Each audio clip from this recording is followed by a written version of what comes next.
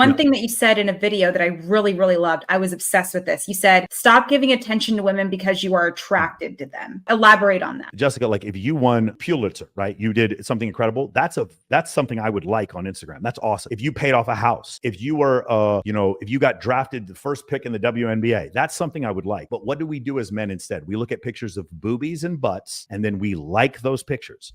Why are we doing that? Yeah. Just when you do that, what you're doing, when you give women attention for non-contextualized images of sexuality, all you're doing as a man is lowering your value. I live in Las Vegas, so I know this is a bit of an anomaly. But I have several friends of mine, female friends that live here, and they'll tell me they'll have guys paying them to go on dinners with them, pay them to go out to the yachts on vacation. And sometimes these women will be sugar babies, right? They'll get their rent paid for on a regular basis. And in every one of these cases, these women laugh at those men.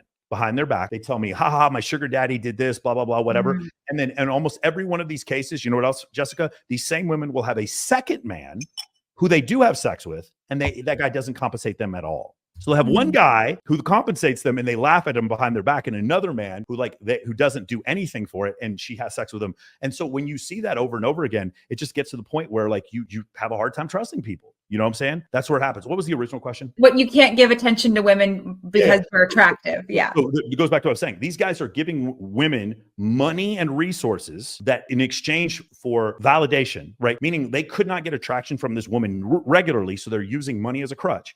And in doing so, they're lowering their value. This is something I, especially as a performance coach, often when I have men who have an addiction to prostitution, this is one of the things I have to wean them off of. They think that because they pay women for sex and then they're like cool, funny guys, that they're like, it's a blend of like, I have game and I pay women for sex. No, if you pay women for sex, it's a problem. It's a serious problem that you have to get help with. And often we see it's, wealthy men or professional athletes that are doing this. And they're, what was the thing Lil Wayne said one time? It ain't tricking if you got it. Yes, it's still tricking even if you got it.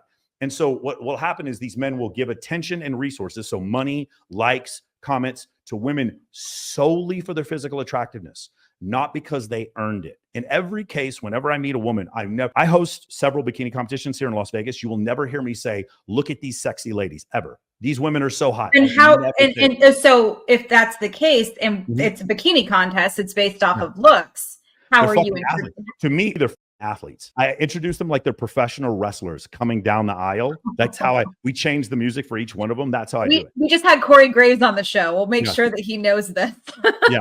So we do that. And the reason why is because in a bikini competition, I don't need to objectify or sexualize women. People are doing that on their own. I don't need to do that. It doesn't help the situation at all. What I would prefer is if men could treat, if your buddy got a raise at his job, you're like, hey, bro, drinks are on you. Good job, bro. Why can't you treat women the same way? And if you did, you'd be surprised at how much more attractive you would be. Because what happens now is that this woman comes to the realization that I can't get him to stare at my boobs. I do it with every other guy, but for some reason, this guy, I got to work so much harder to get his attention. And so his value goes up. It's really difficult for most men to understand. Yeah, it does. It's crazy. But the thing is, Jessica, if a guy likes you, why couldn't he say, hey, you're an interesting person. Tell me more about your life, your family. Why does it always have to be about your physical attraction? The thing is, while that, he may find you physically attractive, don't so many others? You get guys sliding your DMs all the time. How does that make him any different? And him giving you those compliments, while it may make you feel better, it does not raise your opinion of him, right? Again, it doesn't, like a man consistently giving you compliments. Again, ladies, if you just make this one change, you'll stop confusing men. Instead of saying, I want compliments from a man, instead saying, I want compliments from a man I'm attracted to. I want flowers from a man. No, you don't. You want flowers from a man you're attracted to. You want vulnerability from a man. No, you don't. You want vulnerability from a man you're attracted to. If you can make that differentiation, instead of saying, oh, I just want guys to come up, and if a guy would just ask me out. No, if homeless people came up on the street and asked you out, you wouldn't go out with them. You want a man you're attracted. It depends at what point in my life, Michael. There was a time. There was a time I had zero standards. Hey, listen, let's give them the benefit of the doubt. We were in college once. He seemed nice. You know what I'm saying? Yeah. He listened to me. He really saw me as a person. He heard me when I needed. Yeah. Please, nobody clip this. Nobody clip this. Yeah. And that's an interesting dynamic. Like, I know I'm not ugly, but I also know my personality is way better than my looks could ever be. Sure. So, if you're trying to make a first impression, and men are physical beings, no matter how you slice it. And like, you do go on the dating apps. I haven't been on the dating apps in a while because they stress me out. But like, how do you make a good first impression without, the looks are important. So how do you find the balance of making a first impression where you want them to get to know you, but you also have to present yourself in a certain way physically? I'm getting stressed out just you asking the question, because it is so complicated when you think about that whole situation. It's really one of these weird situations. So men have several leverage points when it comes to creating attraction with women. It can be their status. It can be their height, their eye color, their facial structure. It can be how famous they are, how much money they have. It can be their social alignments, how funny they are, or how much charisma they have. Just think about Madden or MLB The Show. Each player has different attributes: speed, acceleration.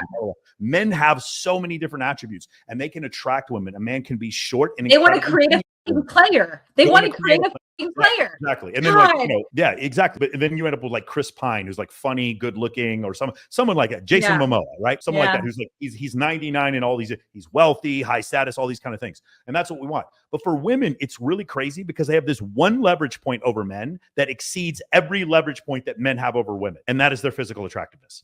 It's great. And it causes men to do crazy things. Great book by Dr. David Buss called The Murderer Next Door. And he goes over the concept of how many murders are committed by men competing with other men over women. It's one of the craziest things. Like Aaron Clary, who's an economist who came on my show recently, he was talking about the entire economy is fueled by female youth and beauty. Not females, but female youth and beauty. That's what men compete with other men for higher sexual selection and higher status.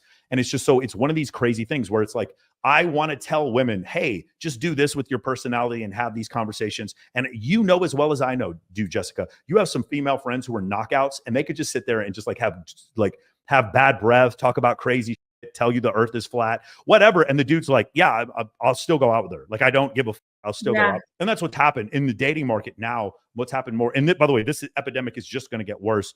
In the last, there's some stats that go up about a third of, and by the way, these stats go up to 2018. Obviously, the pandemic kind of threw some of these statistics. It did, yeah. But going up to 2018, from 2008 to 2018, we saw the number of sexless men rise precipitously. About 1 in 3 men between the ages of 18 and 24 are still a virgin, or have had no sex in the last year. It was something like 18% of men between the ages of 18 to 30 had zero sexual partners, and something where in the area of like 28% of men were virgins up to the age of 30, some crazy number like that. There was this bottom quartile of men that were not participating in dating whatsoever.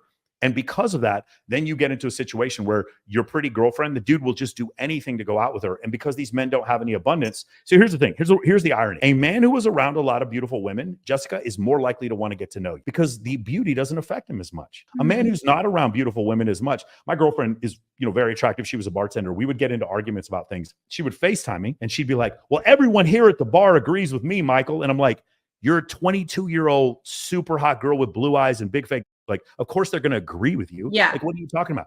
Even when she was right, people still agreed with her, but not because she was right, but because she was pretty. And so that's this thing that happens as men have less and less scarcity.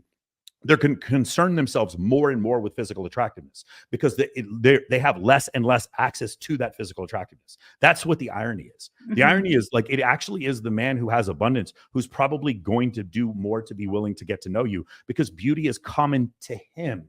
Beauty is common to him. And that probably is. And so now here's this double-edged sword, because when you find that man who's used to being around beautiful women, guess what you're also doing? You're competing with several other women for him. Yeah. That in lies the evolutionary mismatch that we're in right now, where there's a small group of men at the top. Was a doctor, professor, oh gosh, I forget his name right now. He was saying something to the effect of, if dating was a country, it'd be Venezuela. Like the level of inequity where there's a small group of men at the top having all the success. The way I like to describe it from a statistical standpoint is there's a top 15% of men that are getting outrageous amounts of attraction and validation from women. There's women below that. And then there's the bottom 85% of women, bottom 85% of men.